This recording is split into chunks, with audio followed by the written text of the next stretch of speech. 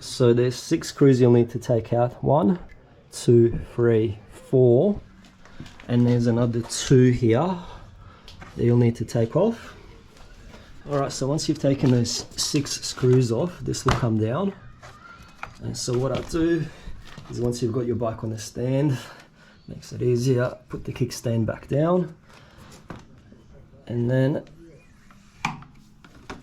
that will open it up. So that's the oil filter. Now, before draining your oil, I did warm up the engine just to get the oil a little bit warm. So it's sitting at the moment on 54 degrees. Should be good enough to get most of the oil out. So this is where the aluminium foil comes in play. So this is why you use aluminium foil.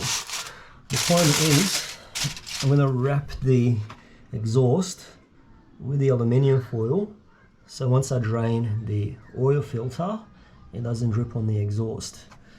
So let's do that.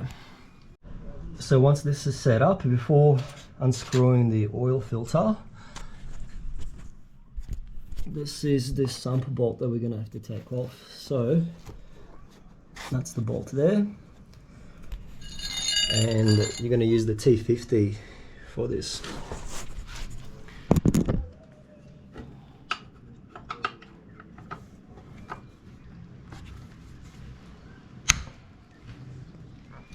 So just if you don't know, you're gonna move this back towards yourself, so anti-clockwise. And I forgot to put gloves on, so it would be ideal to wear gloves unless you want oil on your hands. So it's been 9,500 kilometers since I last changed the oil, so I'm hoping not to see too much metal stuck on the magnetic tip of this bolt.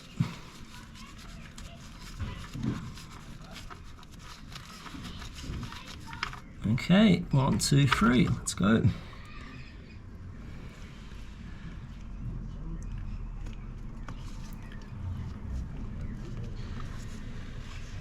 And I'm not sure if you can see, but this is how much metal shaving we've got on this. Almost none. After 9,500 kilometers, these are the metal shavings on the bolt. Almost none. So that's why I use this oil, the Motul 7100.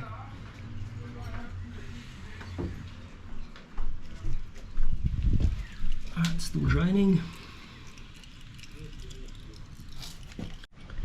Okay, so this is the tool you'll need to unscrew the oil filter. So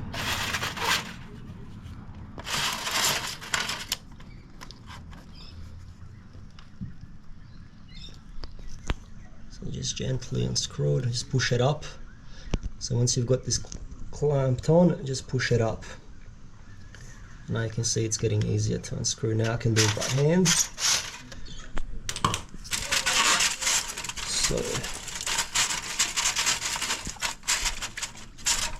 you see the tin foil is doing its job.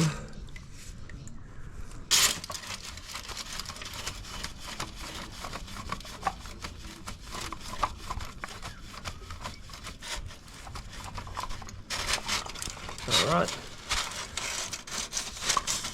oil filter is out.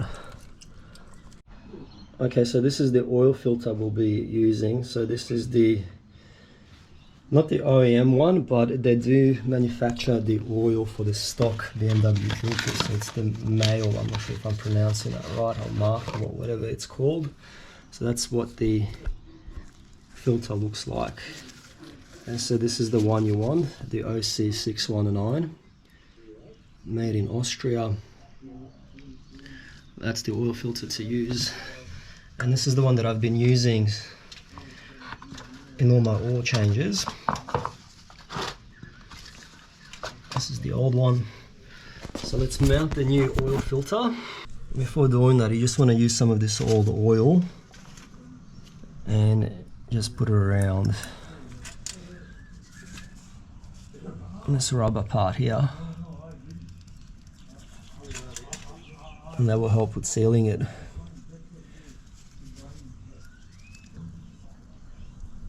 Alright, so another thing that I like to do, and I don't know if anyone else does this or if it makes a difference, but essentially I'm going to put some fresh oil inside of the oil filter so the oil filter is not completely dry when I first start the bike up.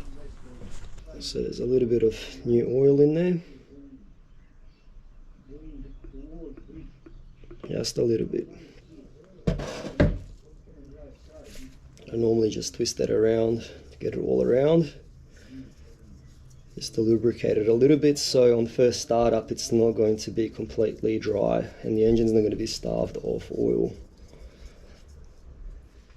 Again, I'm not a mechanic, I don't know if any of this makes any difference, but the bike has made it to 60,000 kilometers with me changing the oil, and there's no metal shavings on the magnetic tip as you saw, so it must be working. One more thing, just before mounting the new oil filter, I've wiped off all the excess oil that was splattered around this part here. So let's put the new filter on.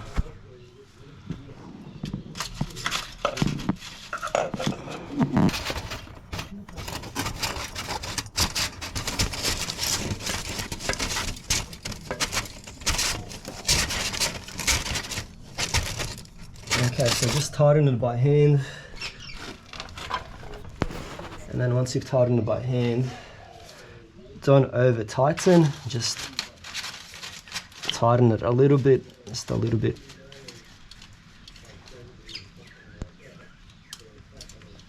Okay.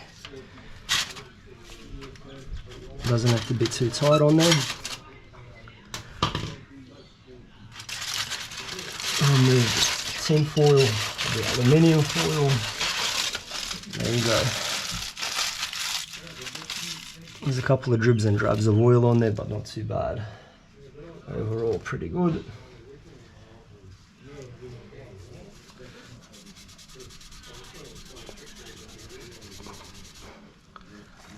Wipe off whatever oil's on the exhaust so it doesn't smoke up.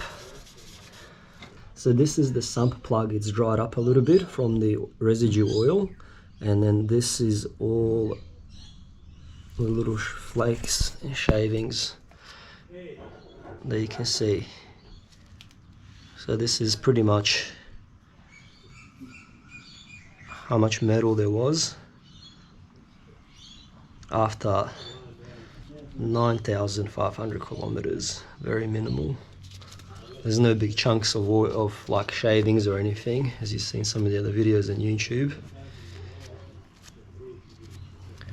So just clean that off.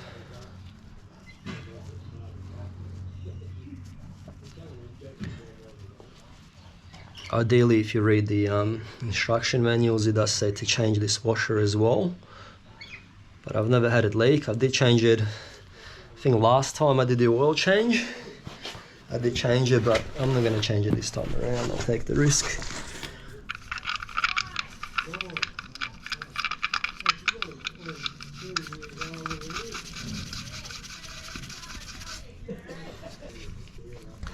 Don't forget to tighten this up before putting the new oil in. Okay, that would do. Alright, so this is all being screwed back in place. The sump plug has been put back in place and the new oil filter has been put back in place. So the only thing left to do now is put the new engine oil in. And so it goes on this side of the bike, but BMW have for some reason decided they're going to put the engine oil sight glass on this side of the bike, right there. So that makes no sense. So we'll just use one of these so we don't get oil everywhere. And I'll need to clean this before we use it. So just go on the internet and see how much to actually put in there. What I do myself is I just keep looking at the engine oil sight glass and just top it up as to how much it needs. Okay, so as you can see, I have overfilled the amount of engine oil that I've put in. So out of like 20 oil changes, this is the first time I've ever done it. It's probably because I'm recording. So this is going to be fucking dangerous, but I'm going to have to let some oil out. And if I dropped the sump plug, I'm going to lose $100 worth of oil. Okay, this is like just looking horrendous right now. It's like bleeding red. It's like blood. It's like, no, I'm bleeding. But at least I got it down to the halfway level.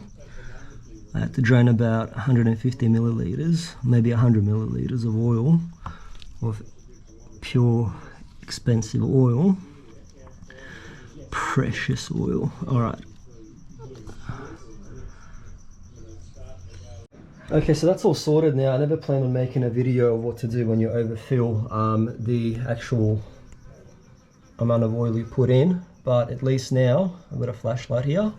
You can see it's sitting halfway. That's all been sealed off. Now I'm going to start the bike up and essentially let it run for a couple of minutes. I'll let it cool down again and I'll check the oil level and I'll top up a little bit extra if needed. And that's pretty much the oil change. It's a 10-minute job if you're not recording, and it's better than paying someone else to do it, because you know at least this way you've done it right and you've used proper oil that's not going to damage your engine. So let's put this back on.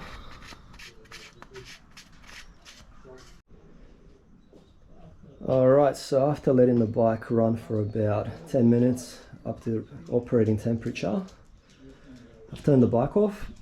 I'll let it sit for about 10-15 minutes, just so all the oil comes down to pretty much the bottom of the engine. And after checking the sight levels, so pretty much straighten the bike out, I do need to top it up, I believe. So I need to put just a little bit in there, just a tad bit more. So that's why it's always good to start the bike up, let it get up to operating temperature, and then check again.